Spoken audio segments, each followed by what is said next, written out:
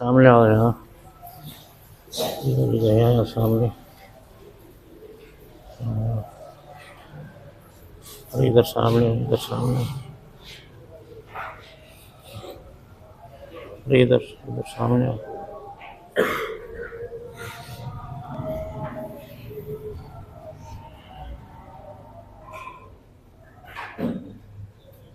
بسم اللہ الرحمن الرحیم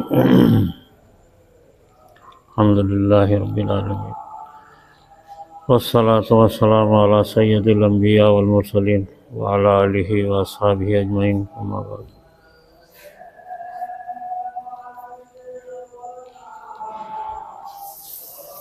ٹھیک ہے، آج شب بیداری الحمدللہ بہت مناسب طریقے سے ہو گئی، اور چونکہ آج وہ پرچم کشائی ہے 26 جنوری کی، اس وجہ سے رات میں بہت سارے لوگوں کو بول دیا تھا جس کو جانا ہے نگران کو بول کر کے چلے جانا، اس وجہ سے بہت سارے لوگ چلے گئے، کوئی حرج نہیں۔ یہ جو عمل ہے اصل میں آپ صلی اللہ علیہ وسلم کی سب سے بڑی سنت ہے۔ یہ نبی بننے کے بعد ہی نماز روزہ وغیرہ کچھ بھی نہیں تھا، 8-10 سال تک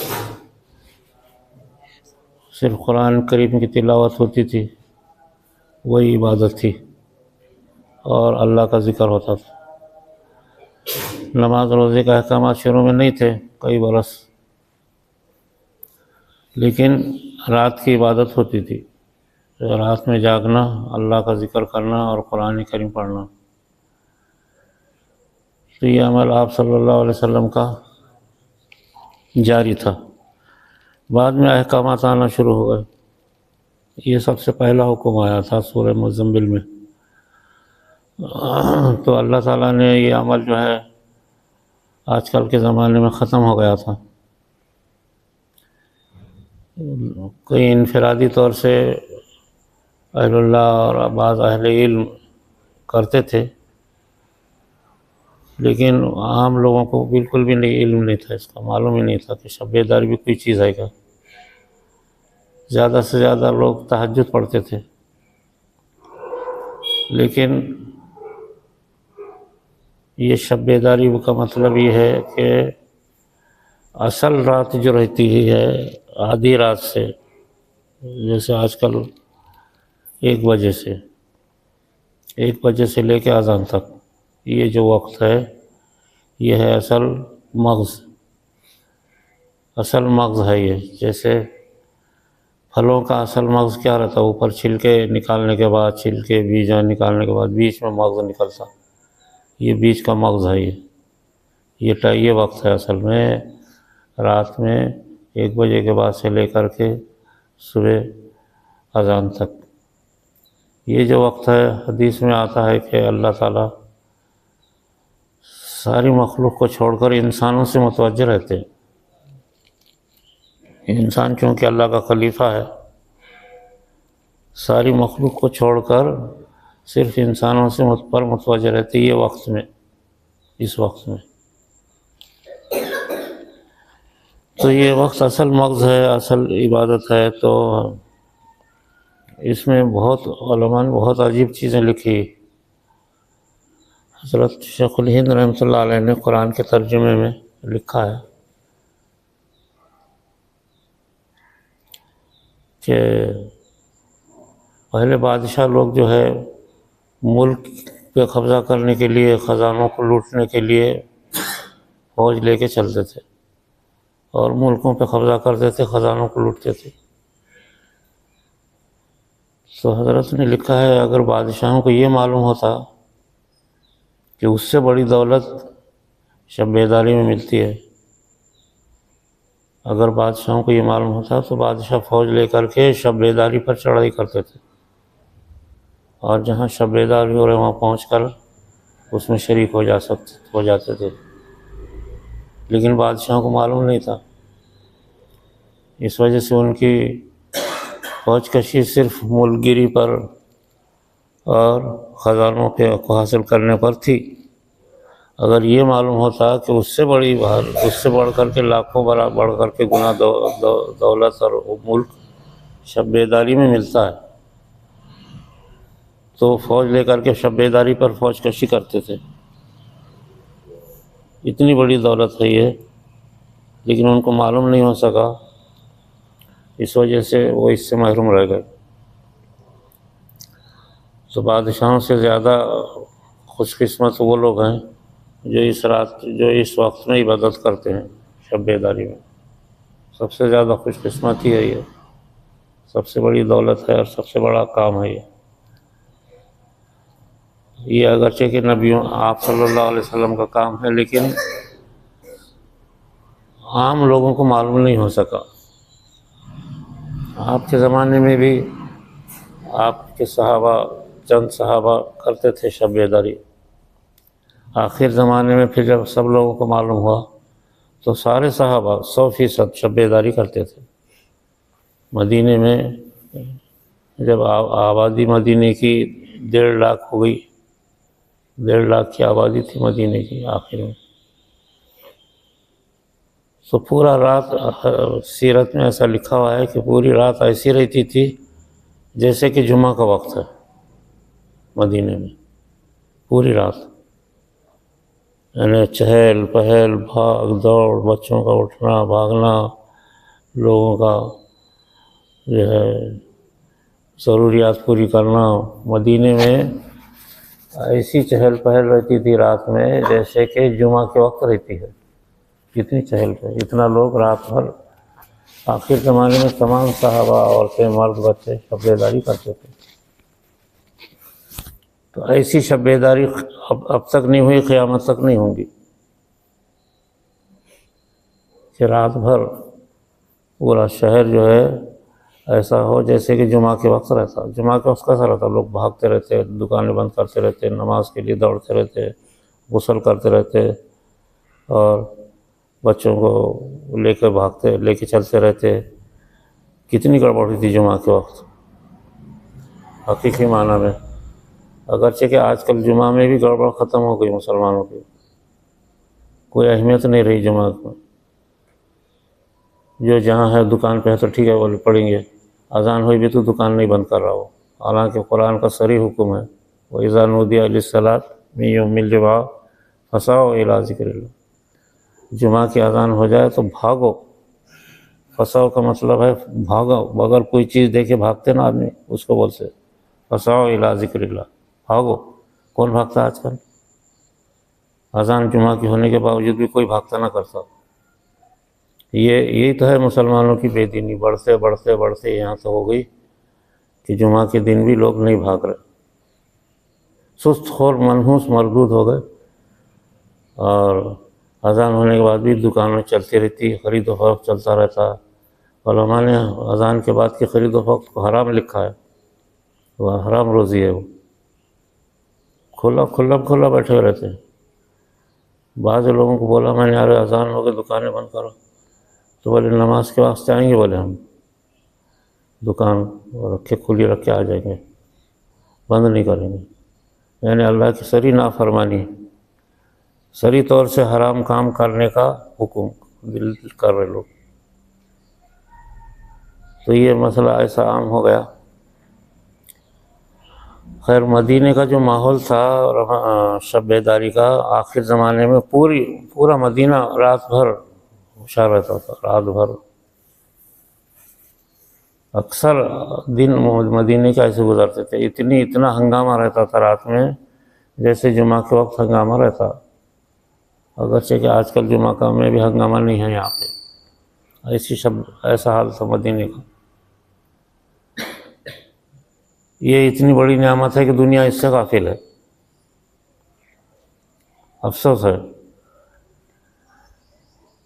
شیطان اس قدر حاوی ہو جاتا ہے کہ سب کام کرنے لگا تھا. یہ کام کرنے نہیں دیتا، قرآن پڑھنے نہیں دیتا. آج کل ہزاروں لاکھوں لوگ دیکھو ساری نیکیاں کر رہے ہیں، نماز پڑھ رہے، روزہ رکھ رہے، حج کو جا رہے، پیسے آئے کہ بار بار عمرے کو جا رہے، سب کر رہے، لیکن ان کو قرآن پڑھنا نہیں آتا. اکثر حاجیوں کو قرآن پڑھنا ہی نہیں آتا. اور شہر کے اندر ہر شہر میں حاجی لوگ رہتے، لیکن کبھی قرآن اٹھا کے نہیں دیکھتے. سارے حاجیوں کا یہ حال ہے،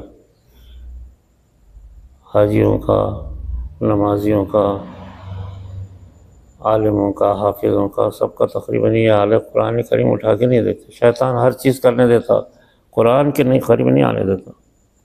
اور قرآن کریم ہی ہے اصل زندگی.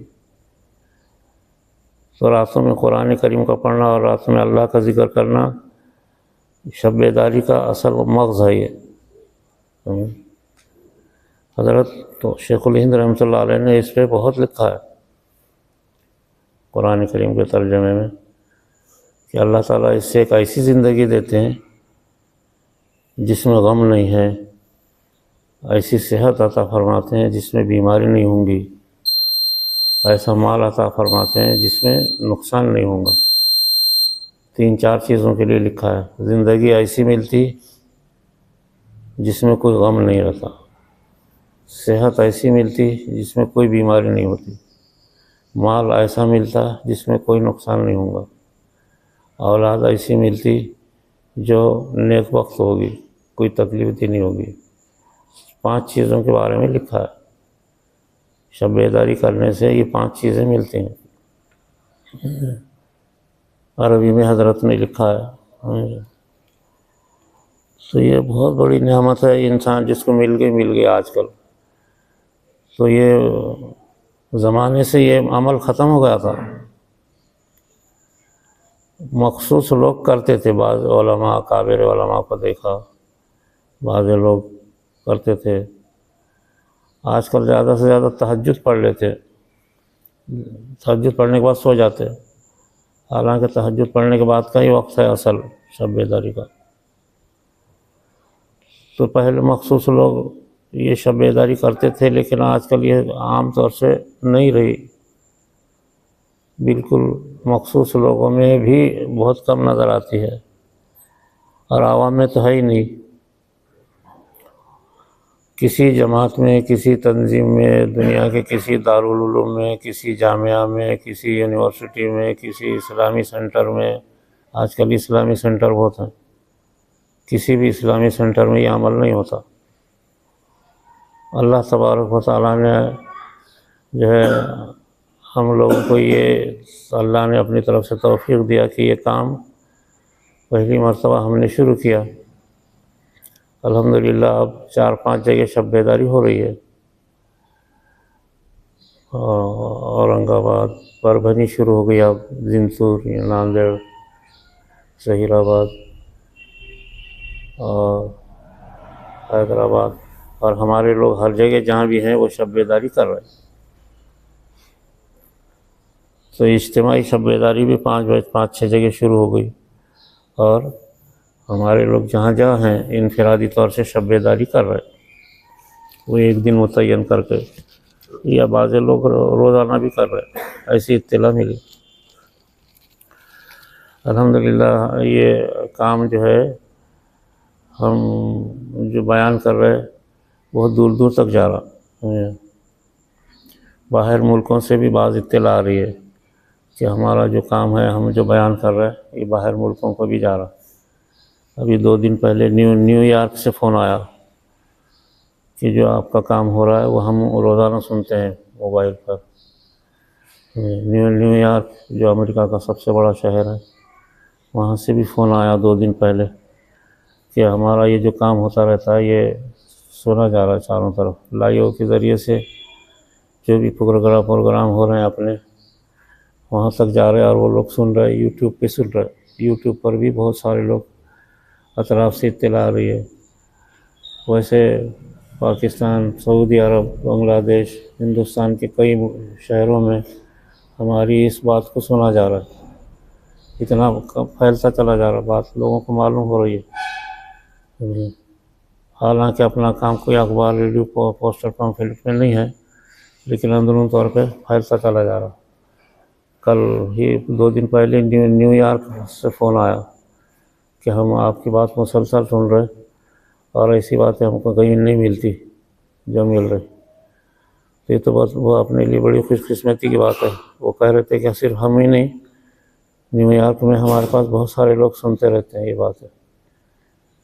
تو اللہ تعالیٰ نے یہ کام اپنی طاقت کی بنیاد پر پھیلا دیا.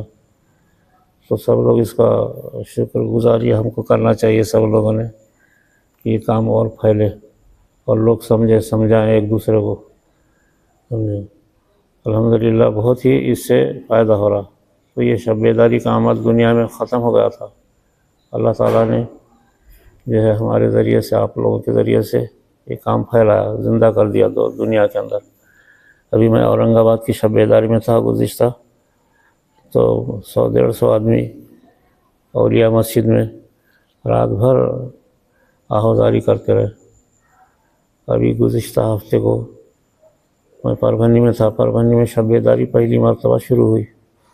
پربھنی میں کام اچھا پھیل گیا ہے تو شب بیداری کر رہے وہ لوگ، تو اس میں اطراف کے لوگ شریک ہو رہے اور شہر کے بھی جو کام کرنے والے ہیں وہ شریک ہو رہے.